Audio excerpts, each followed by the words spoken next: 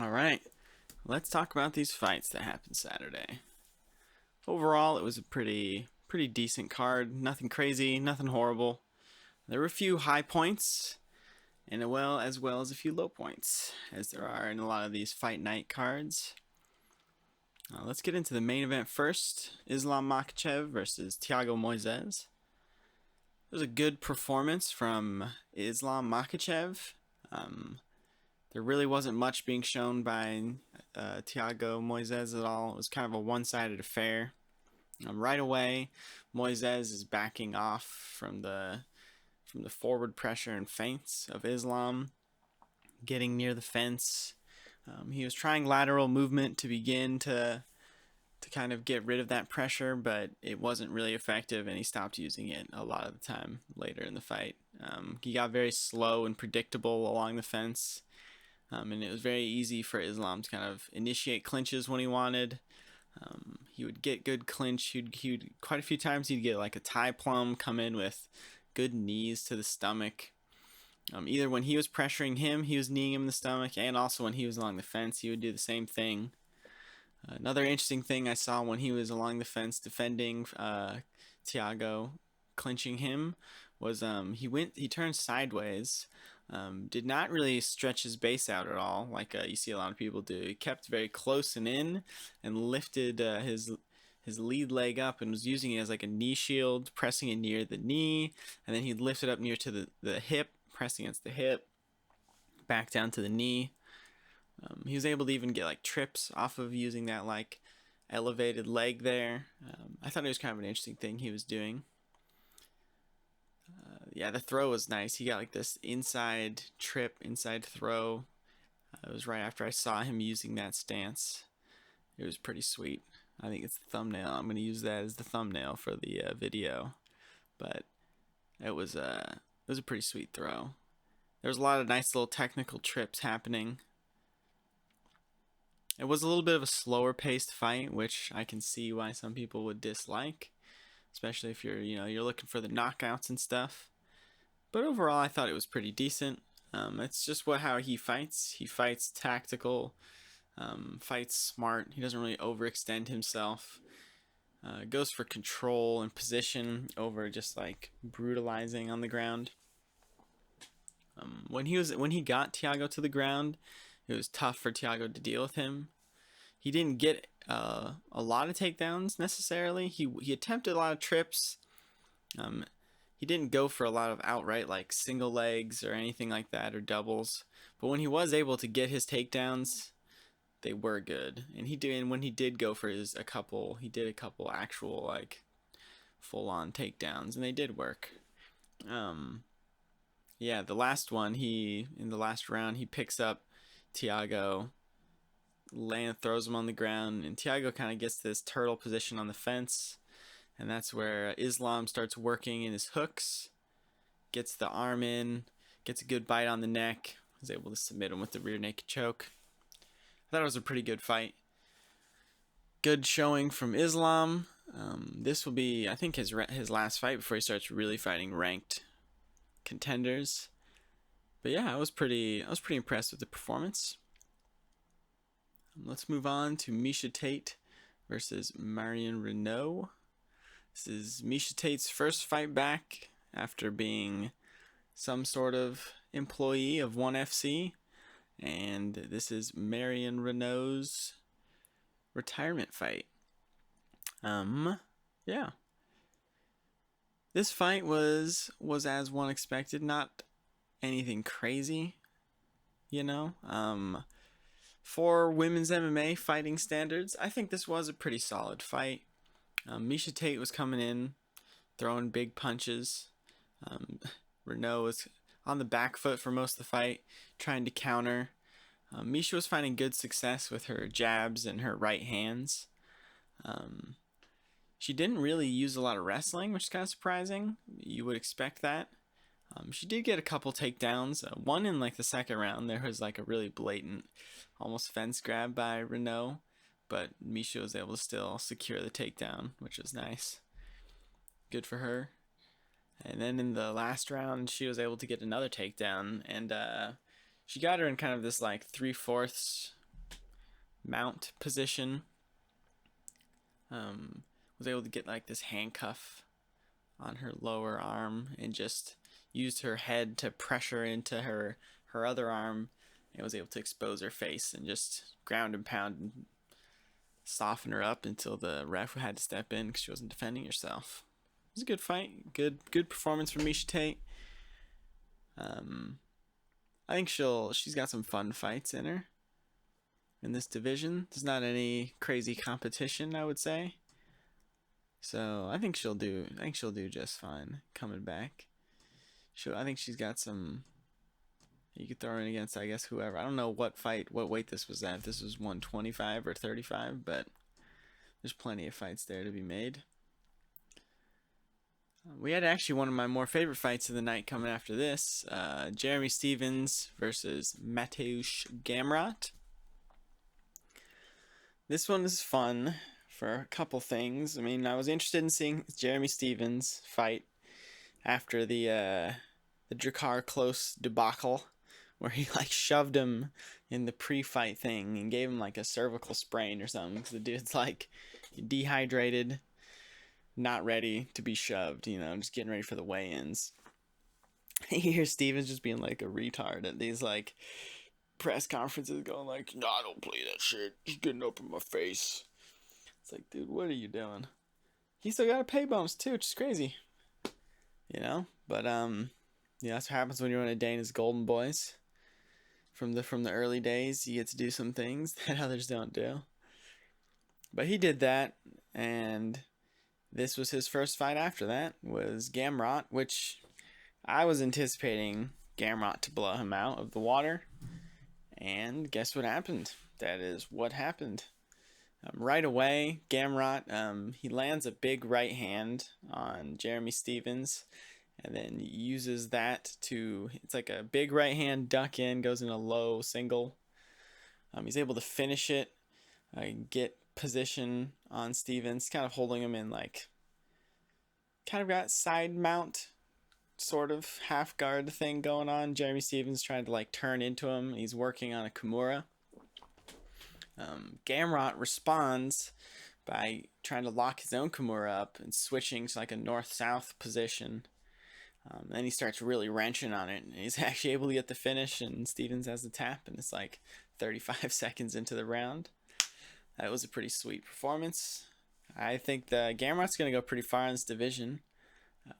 Featherweight is tough, man. There's just a lot of these like really good fucking wrestlers and dudes who like can actually strike too. But there's a lot of really good fights featherweight, and Gamrat is one of those dudes who's always in good fights. Him and I think people maybe have a lessened idea of how good he was going to be because he fought Guram Kutateladze in his first fight in the UFC, and Guram is a stud and was piecing him up on the feet, was able to stuff a lot of these takedowns, which most people wouldn't be able to stuff these takedowns. And as you see in his later fights, Gamrat's been really successful. But yeah, I was really happy for the dude. That was a good win. And then we had Adolfo Vieira versus Dustin Stoltzfus. And this was an interesting one, because Vieira was coming off this loss where he really was not looking good. He got dragged out to deep waters in round 2 by Anthony Hernandez. He was getting pieced up on the feet and was actually ended up getting submitted by Hernandez, which is a little bit, it's like kind of embarrassing for this dude who's like an ADCC champion, something like that. And he's fighting Dustin Stoltzfus, who I've never really seen any of his fights. I think he's been in the UFC for a good bit, but right away, you see a marked difference in Vieira's striking acumen. He's throwing like clean, crispy jabs. He's catching Stoltzfus. And granted, Stoltzfus isn't really using a lot of head movement, and he's keeping his face right in the center whenever he throws a lot of these combinations. He kind of has plotting footwork and everything, but still, these punches look good coming from a BJJ practitioner who looked pretty crappy his last fight. He was landing good right straights as well. Just Stoltzfus walking into them. He's catching them whenever he's trying to punch. these like jabs, up jabs, really lancing him. His bloodied up, reddened face. That did a lot to really give problems for Stoltzfus. And it wasn't just a one-sided affair. There were things that Dustin was doing, but it was just not enough and too little, and they weren't as effective. By round 2, Vieira actually shot on Dustin the whole first round. He didn't shoot a single takedown or really initiate any clinch exchange. He kind of just was riding around on his bike, just piecing him up with these jabs and straights, it was really interesting to see, considering how he looked his last fight. But round 2, he gets a good takedown. Stoltzfus is able to fight his way up and, give Vieira some trouble, but it still was a good takedown. He it was about a minute control time overall. Then he gets back to what he was doing earlier, jabbing and catching with the right straights. I think there was a good right hand or two that came through and maybe wobbled Vieira a little bit near the end of the round. But again, it was like a little too late. And at the end of the round 3, or not the end of the round, it was more in like the middle. Vieira has shot another takedown already. Stoltzfus has fought it off, but he's still in this clinch exchange, and Vieira's kind of got this standing arm triangle thing going on Stoltzfus, and he super deftly, he like leaps around from the side onto his back. He's already working the neck, has like a completely locked in like Mateusz rear naked choke, pulls him to the ground, gets the finish. He's like tapping before he's like hits the ground. It was a solid performance there. I think that was good for him to get that. He was in desperate need of getting a good win like that, and he did. And it looks like he actually has learned some things. He still looked a little uncomfortable and a little kind of like fearful in there, which is understandable after losing the way he did. But hopefully he's getting more confidence in his sales after that, because he's a legit threat on the feet. We had another one of my favorite fights. Billy Quarantillo versus Gabriel Benitez. This was a slapper. These dudes were getting into it right off bat, trading big blows and kicks, each of them. It seemed like Gabriel was landing some good punches on Billy and backing him up, and then Billy does a duck in like left. He misses the left, but a big right hand comes in. And then he knocks Gabriel Benitez down. He goes in to get a position on him. Benitez goes for a arm bar, but Billy's hip to it. He gets around it, and he immediately goes to lock in the body triangle. He gets it, and Gabriel Benitez is really not able to do anything to get out of it the whole time. He's stuck between defending the headshots, the punches to the face, and worrying about getting rear naked choked. When you are there, it's like you either have to have deft enough feet or flexible enough hips to like rotate within it, rotate within the triangle and try to get into mount, which he did do at one point. He was able to flip in the triangle and get position.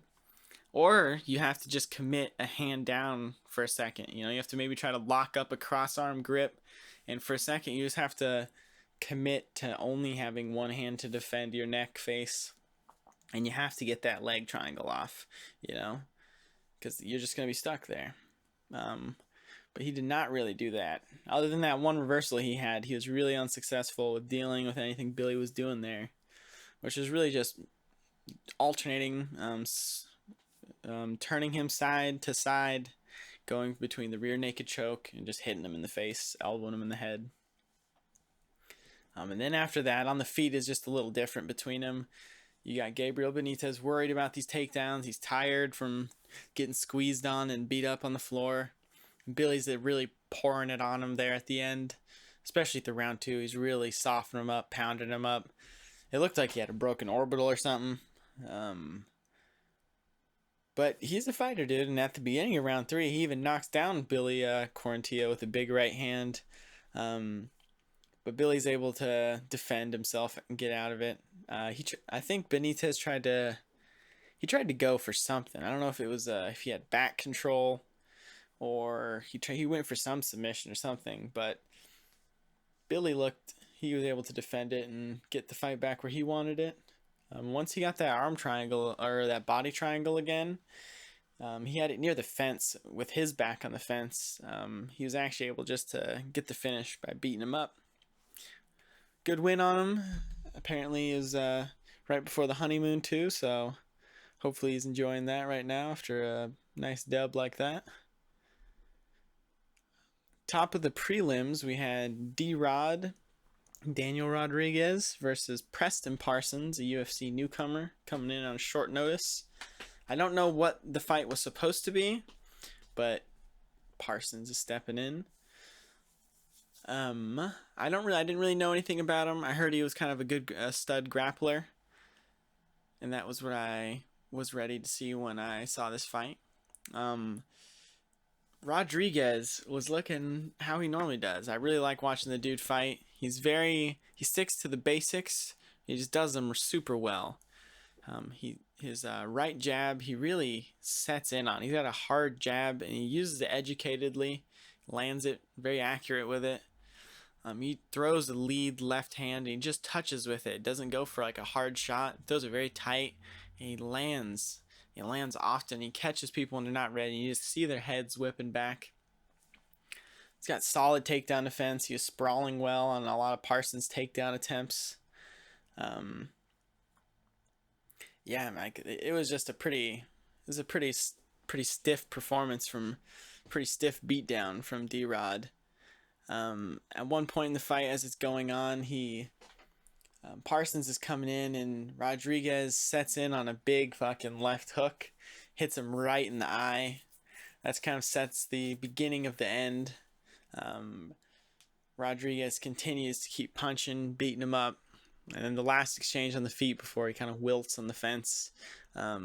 Parsons comes in with some sloppy punch, and then Rodriguez hits him with a left or a right hook, and then a solid left straight after, and that's the one that really wilts him, and he just crumples on the floor and gets pounded out.